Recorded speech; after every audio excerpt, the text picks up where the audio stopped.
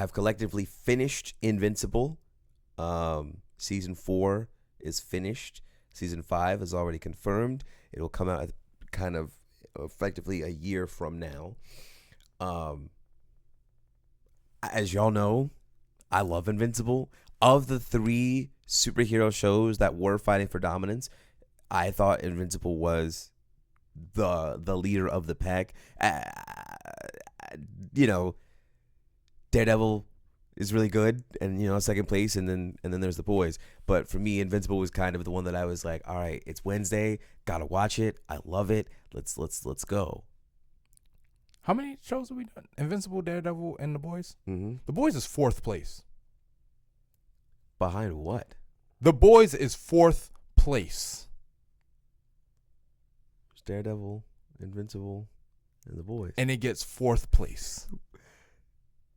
So the nothingness of space gets number 3? It's better, bro. That's crazy. Yeah. To catch you guys up, the last time we talked about it, I was on I was on episode 5. He was on episode 2, I believe. And like I said, we both finished it. Overall thoughts of the season before we get into anything. Like I said, I loved it. Pass on to you. As a resident hater of the Invincible show, and by hater, I don't mean I have not liked it. I've just never bought into the hype of it. It's never really been my thing. With that said, I got to the end of this season, and I do think this is one of the greatest pieces of superhero thing I've seen ever. Like, I was honestly floored by the time I got to the end of the season. The beginning, I was like, all right, this is more of the same. But in our last video when we talked about it, I spoke on the fact that there's a shade of Invincible that I'm here for, and I'm not getting it. And I think that's why I'm not really rocking with the show like that.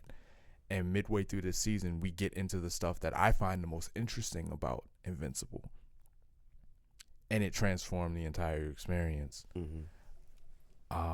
So in a word or in a sentence, I loved this season. Yeah. Honestly, and a lot of times when people talk about the last of anything, it almost kind of invalidates the rest of the season. So I don't want to do that when I say that the last 3 episodes of the show are just really, really good. Actually, sorry, last 4 episodes, including 5, 6, 7, and 8, are just amazing. I'm gonna tell you something that only you will understand the context of, because I've never talked about it on the channel. I put Invincible season 4 right up there with The Watchmen. Really? I'm so serious. I'm so serious. HBO Watchmen specifically, yes, so you yes, guys know. I know you know, but for y'all, HBO Watchmen, pound for pound, bro. Episode 4 episode. Yeah. Did you ever go back and watch episode 4, or did you skip it? No, never did it. Minus one episode of the season that I never saw because he told me the premise of. And look, secular religious beliefs aside, a show was not obligated to cater to my religious sensibilities. It is what it is. I don't judge the show for that. But knowing what went on in that episode, he told me, I was like, I'm not interested. Yeah. For me, as someone who watched that episode, I was just like, this wasn't really necessary. It's also the lowest rated episode of the season. For better for worse. Like, I think both religious and non-religious people all who watched that episode were like, this is just kind of not worth our time. It deals with the Damien Dark stuff, Dark Blood stuff, which was an original plot for the story, like for the TV show, was never really expounded upon in the comics, especially because I don't think the character exists in the comics now that I'm thinking about it. So they just kind of were like, hey, in order to kind of move along some of the plot stuff, we need a reason to separate Mark and Eve. Well, let's take Mark to hell and let Eve have this existential moment where she's dealing with this pregnancy, and then we'll bring them back together at the end so we can actually get into what you all are here for. But that being said, like I said, those last 4 episodes, when we get into the Viltrumite War, are really good, but that's not to take away from the first 3. Just kind of seeing what life has been like for Mark and for Oliver and everybody else post the Invincible War, post Conquest. It's kind of something that you said that you didn't like about the show, which not that it has gotten better, but I hope it has at least kind of become a bit more understandable. Mark is so depressed, and his life absolutely sucks. Like season 3 was bad, and I would argue one can make the argument that season 3 is probably the most down he's ever been. But season 4 is not much better. No, but at least it's streamlined, and I think that's why. Well, I know that's why I like this so much more than the other seasons. I mean, the time we spent with the Viltrumites, and we've always been spoon-fed a little bit of their information. It's not like it's the first time we spent any time with them, but it does feel like the first time we spent this significant amount of time with them. Seeing them on their planet, the origins of the Scourge virus, Emperor Argol, all that. It was like, as that was on screen, I was like, yes, because I find the Viltrumites in their way of life so interesting. Talking about him before we talk about him, Thrag was, just seeing how he got in the position that he's in. It's like, okay, cool. And what I would argue that this is all his fault. Argol gets killed. He establishes that traitors won't be tolerated. He asks a guy if he's loyal. He says yes. And with no research whatsoever, he just murks him. And then he gives a vague command to the other Viltrumites, exterminate weakness. What does that mean? I don't know what you mean by that. And then they just start swinging on each other. Thrag has decimated his people, and he's ruined their collectiveness, just by being. I don't think he's bred for leadership. Like he's a good enforcer, but I think there was a reason he was not the emperor. You know what I mean? He's not. I don't think he has that mindset. Sure, but keep in mind that the Scourge virus happened under Thrag's rule. So I think the idea, and from what I understand, we'll actually get to know more about Thrag and kind of his backstory if you care about that in this next season. But like under Thrag's rule is when we got the strongest form of Viltrumites, at least on paper, because anyone who was deemed weak, well, they were taken out of the equation. So when they were all procreating and making new Viltrumites, they were all strong-blooded individuals. But that's the thing. They're not strong because they're the strong, that's not what strength is. Sure. And that's his flawed understanding, because how much stronger of a people would you be if when one of you gets sick, another one of you says, hey, well, instead of writing them off, maybe let's find a way to help him through her illness.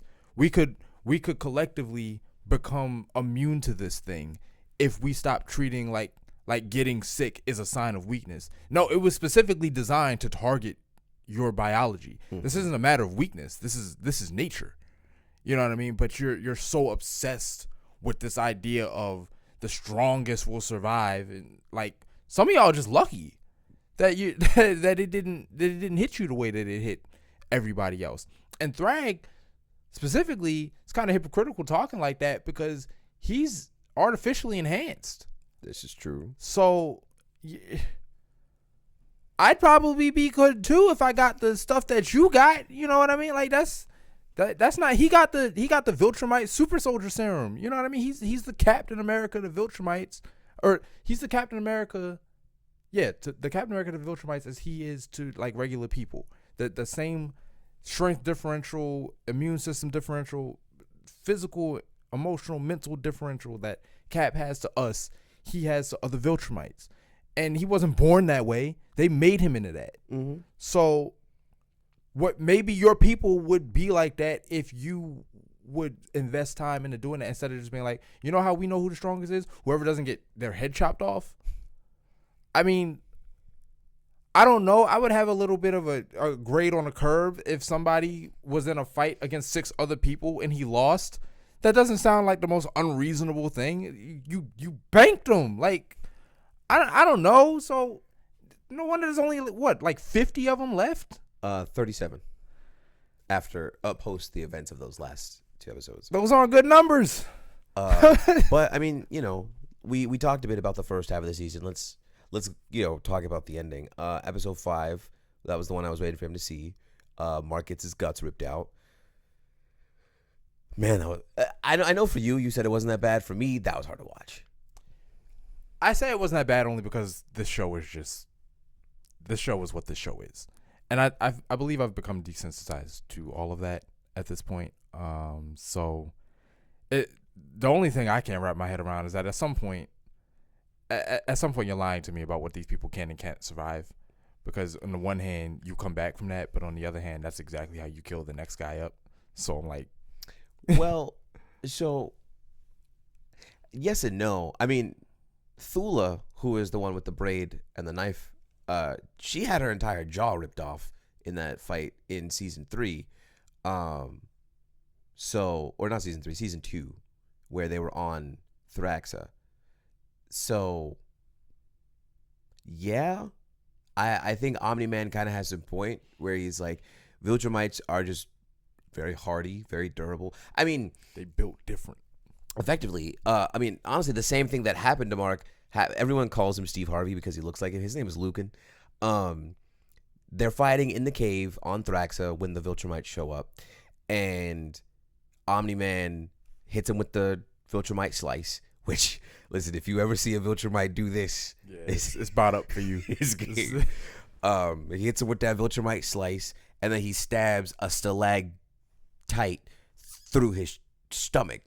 And then at the end of that episode, he comes in with the meanest dive kick and breaks Nolan's back while still holding his guts. So, like, we know that they can survive this. I think the thing for Mark is that he's like half human. So, obviously, his Viltrumite side is winning out his human side, at least in terms of the physicality.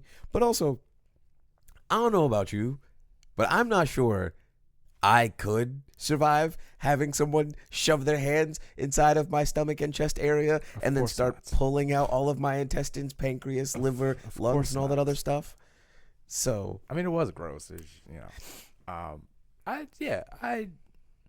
glad I got to spend time with the Viltrumites finally. I'm glad I got to spend time with Nolan and his boys, because when the characters are talking is when shows are at their best for me. I'm more into that stuff now than a lot of the glitz and glamour and the flash of the fights and everything. Although all that stuff is cool, I love when two characters sit in a room and talk.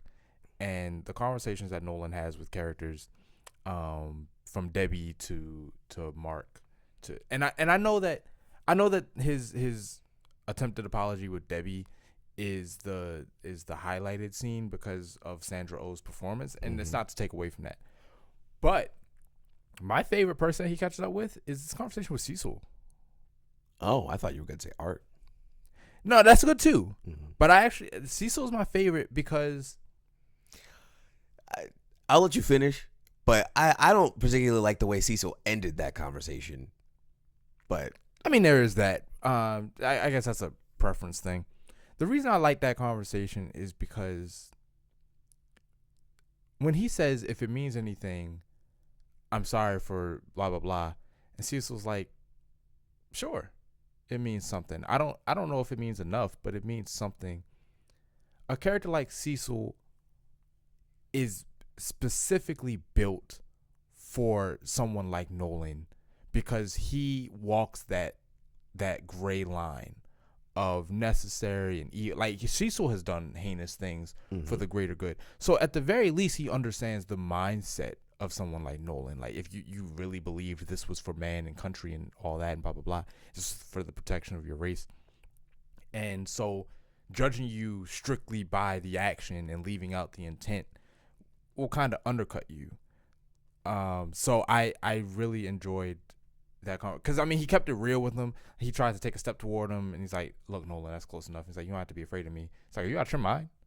Like, I will always be afraid of you, right?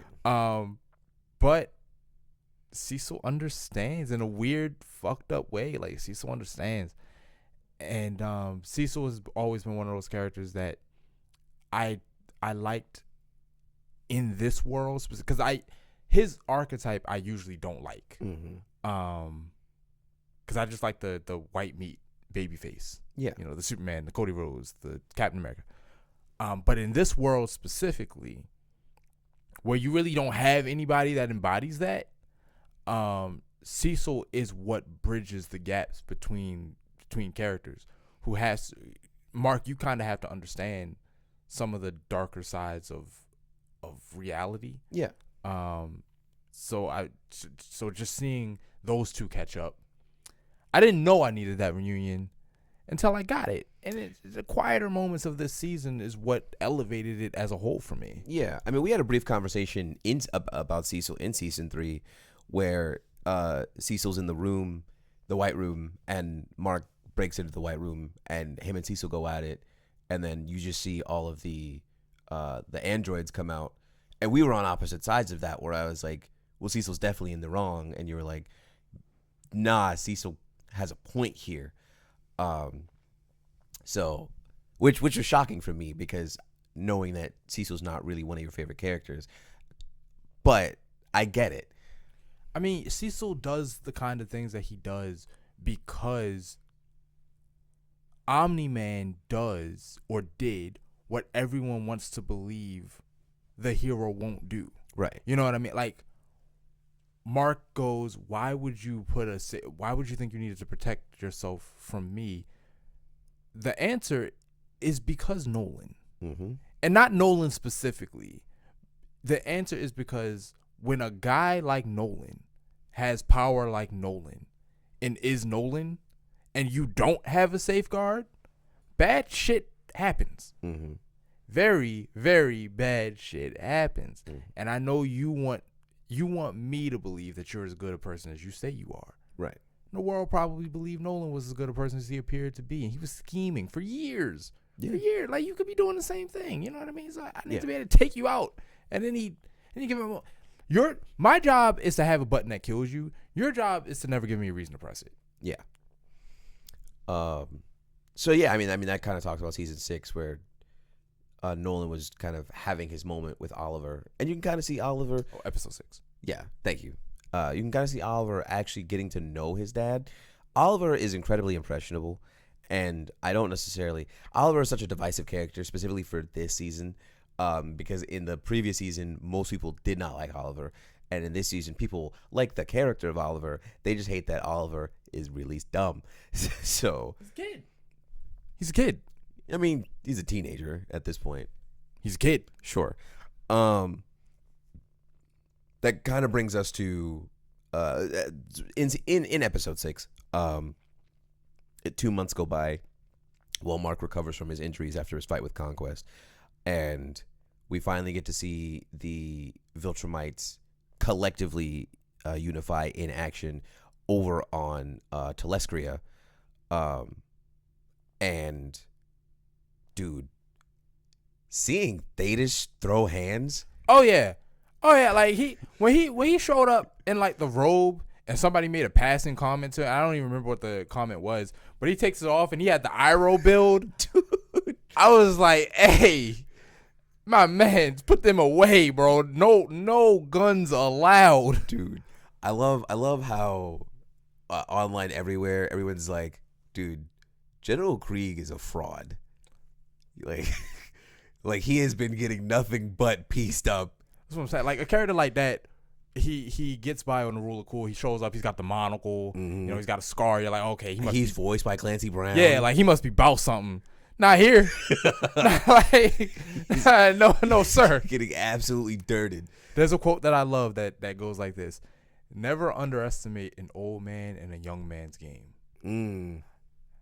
And the fact that Thetis was what Thetis was, honestly, that's our fault. Yeah. There are people of strength and conquering, and the weak die. If you live to be that old, you're not weak, bro. Yeah. I mean, especially with Viltrumites, because the older you get, the stronger you are. So, at the end of episode 6, we find out who the mole is, and that the Viltrumites went back home. So, Mark, Thetis, effectively all of our heavy hitters. They roll up to Viltrum, which leads us into episode 7, and this is the Thrag episode. Yeah, Thrag, Krieg. I'll put it this way: Krieg is as much a fraud as Thrag is not one. Yeah, facts. Like, holy God! Like, and I listen. I heard the chatter, so I knew to expect something. Mm-hmm. And I was watching the show, and Thrag was just aura farming by standing there, and I'm like, all right, I get the impression that you're about something. When are you gonna be about something? And then he goes to punch, and the wind gets sucked out of the room as he winds up, and I'm like, huh. Never in my days have I seen anything like that. Nothing like that. Bro, you're not only the strongest here, you're so much the strongest here that like this turn from a person versus Captain America to an ant versus Superman. Like that, you are that much more powerful than the people you're fight. I couldn't believe it, because Nolan was our benchmark for strength the entire show. There was no Viltrumite as strong as Nolan, and if you wanted to deal with Nolan, you had to jump him. Like, I get that what happened on Thraxa, but they weren't running the evens. Yeah, no, they jumped him. Like, and that's what you had to do to deal with a guy like Nolan. And Thrag was like, I mean, not only will I take you on my own, but you'll be lucky if you get me to break a sweat. Dude, the fact that Nolan came in for the punch and Thrag not back here, right? Nolan was here. Like, just a step back. Like, all right, cool. That whole and honestly, Thrag saved that skirmish for me, because I'm not gonna lie, if Thrag wasn't there, this would have just been another space battle. Yeah. And I do sometimes I feel like the show doesn't do a really good job of showing me how dangerous the Viltrumites are. I felt like and granted, this season was about getting a bunch of stuff together to deal with the Viltrumites, so perhaps this isn't fair. But I didn't really feel the threat of the Viltrumites during this fight, except that Thrag was lurking. I was like, okay, once he gets involved. And I thought I saw where it was going. I was like, okay, they're going to use all their weapons, and they're going to deal with the riffraff. And then Thrag's going to be like, he was going to pull like a Zod.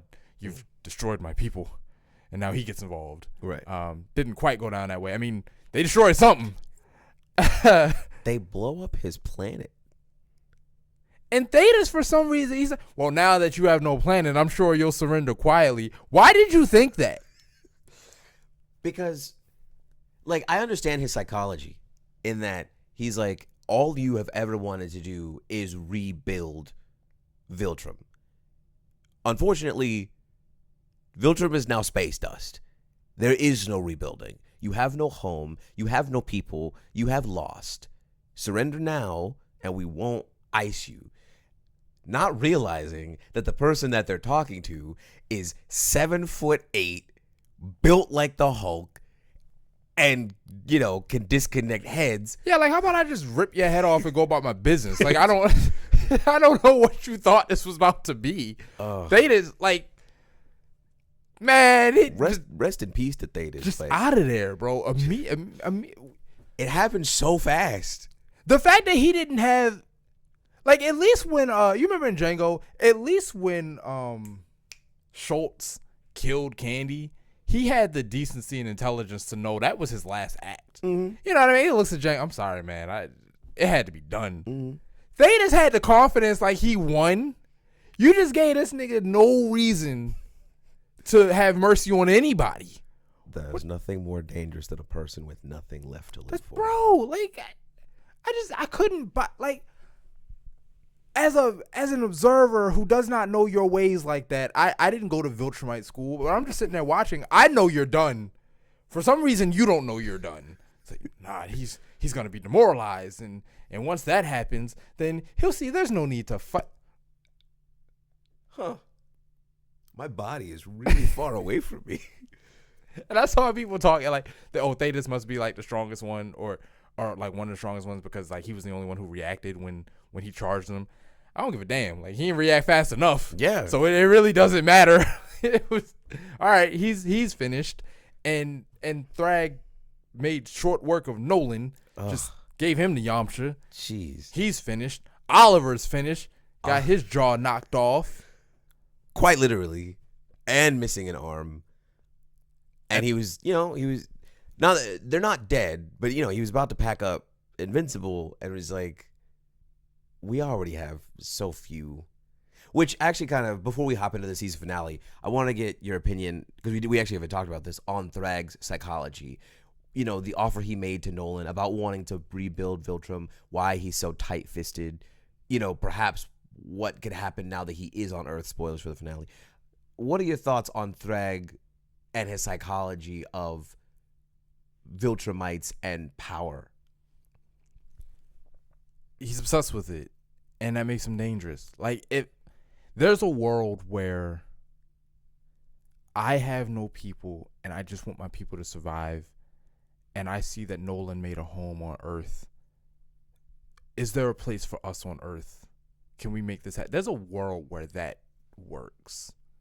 But it's not the world that Thrag lives in, where for him it's a power move. Because he just believes in the necessity of the Viltrumite people and their right to conquer the world. There's some honor in him by letting Mark and Nolan live because he values the continuation of his species. And if that's all he wanted, it'd be fine.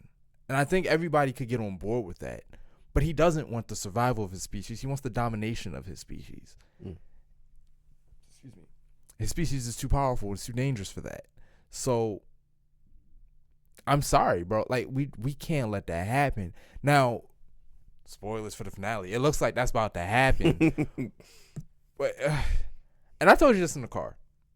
And I'm glad Robert Kirkman got a mulligan.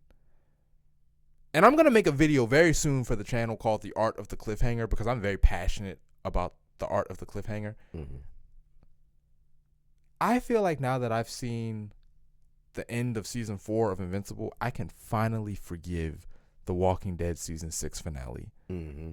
This is what that should have been. You're in the middle of a shitty situation. You can accept my terms and die, or and live, or you can try to resist and die. And granted, it will be one or the other. It's not you can try to fight and maybe no. Like the choice quite literally is live or die, and it is. And in the Walking Dead's case, it was like let's give you something to go home with, a little unknown, like a little teaser. Ooh, who did he hit with the bat? Blah, blah, blah, and think about that for 4 months. Knowing that I'm in a garbage situation and I made a deal I didn't want to make just to preserve my people is enough to go home on. It's more than enough to go home on. Thrag is like, listen, my people are here. We've been here. I know you've been worried about it. Like, we're already here. And we're amongst your people. And listen, this is what can happen here. You are living proof that life on Earth is sustainable. So you can let our people do their business. We can quietly rebuild our people, and you can fuck off. Or you can make it a problem. We'll kill you and everybody who ever looked in your general direction, and we will raise this city to its knees, and we'll bend this planet and we'll do the shit anyway. So, what you want to do? In a lazy finale that's worried about keeping their audience captivated would end on what choice are you gonna make. And this show was brave enough to say, we're going to tell you what choice he makes. And it's not, no diss, it's not a lack of an attention span that we have to know the answer because we can't wait. It's not what that is. It's the weight of the choice that he made is the curiosity of the next season. Mm-hmm. You would have been missing something if Mark didn't relent and say, I accept your terms. Because then the beginning of the next season would have felt like an unofficial epilogue of this season. Now we got to spend the first episode basically ending the last season, Mm-hmm. and then we can get into what we're going to next. No, we're concluded now, and it's very much a cliffhanger. Just because we know what choice he makes doesn't mean it's not a click. Like, because we're fucked. Yeah. Like our some of our best people are stuck on another planet or another dimension, rather, or is it another dimension or another planet? The robot got stuck in. Yeah, the Thraxans. That's a different dimension. Okay, yeah. So they're there, and like our forces are scattered and divided, and our emergency defense system means the cavalry can be here in 2 weeks. Which doesn't matter because they didn't know. Guess who's here already? In 2 weeks, we'll have lost our contract to Quest, and Oscorp will be dead. Like that. That's too long. Yeah. And so he just him and Thrag in the air alone. No bells and whistles. No violence. Just a calm conversation. Mark, I'm disappointed. I wanted something. You took it away. So here's what's going to happen. And just a quiet authority. And that's what made him so... It's the thing that made Negan so menacing in the Walking Dead finale. Because Negan wasn't doing a whole lot of yelling. He was doing a whole lot of... You see these 45 people that surround you four? All right, cool. This is what's going to happen. This is how it's going to work. If you don't like that, we can kill everybody right now. And it was that quiet authority that made him so captivating. And the same thing with Thrag. And this is the kind of finale that if I was younger, I would have hated because it would have been boring. But the character work here is so masterful. And the stakes are so well defined. And the situation is so hopeless without throwing a single punch that I left this show. Like I was sitting there and I was like, I don't know what to do. I don't know what can be done. I don't know. And I didn't have to be left on some bullshit. Well, what's he gonna do? To feel that way. You could lay your cards out on the table. And the reason I'm fearful is because I know exactly what's going on. Yeah. Really quick side note to that point. I really want to give Lee Pace his flowers. Because when people first heard Thrag, they were like, his voice isn't deep enough. He doesn't sound menacing. But something that I learned from Kilowatt is that in the comics, Thrag has never really been about being like the Kratos of the Viltrumites. He's always been domineering. He's always been more, like you said, like a soft dominance that just feels more like that's just more scary. And everyone's always, a lot of people were like, this isn't what Thrag sounds like, as if the pages have a voice, right? Like, I get what you're saying. It's not what you imagine he sounded like, but we didn't have a sample. Exactly. So I think in the moments of heightened tension, you make